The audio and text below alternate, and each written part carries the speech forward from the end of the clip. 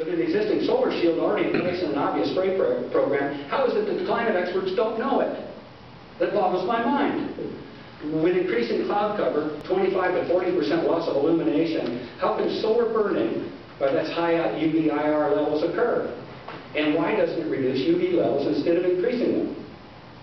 With chemtrails, particles of high reflectivity and electrical conductance, HARP can imitate the sun, and with frequency wave projection raise UV levels. Is this where the heat is coming from? I'll ask it again. Is this how NOAA EPA can predict UV levels? With changes in reported forest pH and increasing toxic levels of metal concentrations in the waters and the soils, how is it the environmental agencies don't respond to it? They've been sent hundreds of samples. Where's the response? Where's the government? I'd like to know. Well, an ex-government person spoke up, and this was ex-FBI Chief Ted Gunderson. He basically said the chemtrails are a death dome, and they've got to be stopped. And that he's talking about a select group of people within the United States that are really in control of these programs. The cabal, if you'd like, who's been running this country since 1913 when they signed the Federal Reserve Act. Okay, that's when private corporations took over the country, because the Federal Reserve is a private corporation. NASA is a private corporation. Okay? Just keep that clear. Well, global warming from an unintentional man-made causes is a hoax. There's no military oversight on weapons use. There's no control of waste dumping. There's no control of biologicals. There's no control of artificial life. There's no control of GMOs. There's no space-based environmental program for conservation of ecosystem or biorestoration. What are we doing? And who's really in control? Okay? However, there are huge increases in stock trading for mitigation of CO2, opening the Arctic for oil development, shipping lanes, increased algae production for biofuel.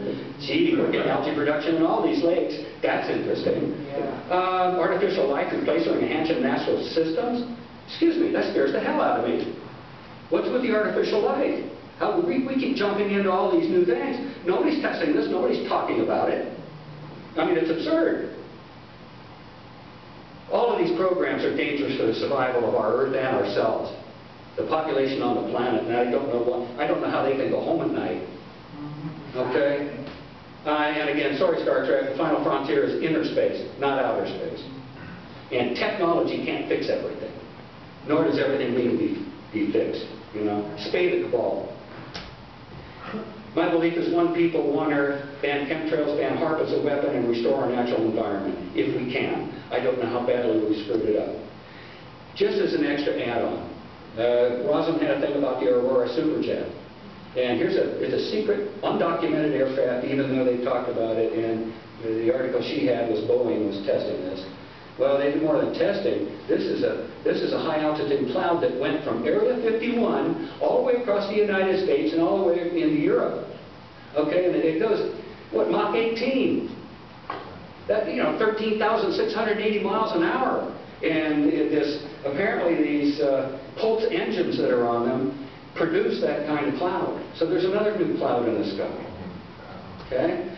Morning glory clouds do happen naturally. They were calling it a morning glory cloud. They are natural, and at least in one place in Australia. But they don't look like the morning like this jet trail. They look totally different. One's a lot higher, and again, they don't have the same side formations and the cloud formations. So anyway, thank you very much.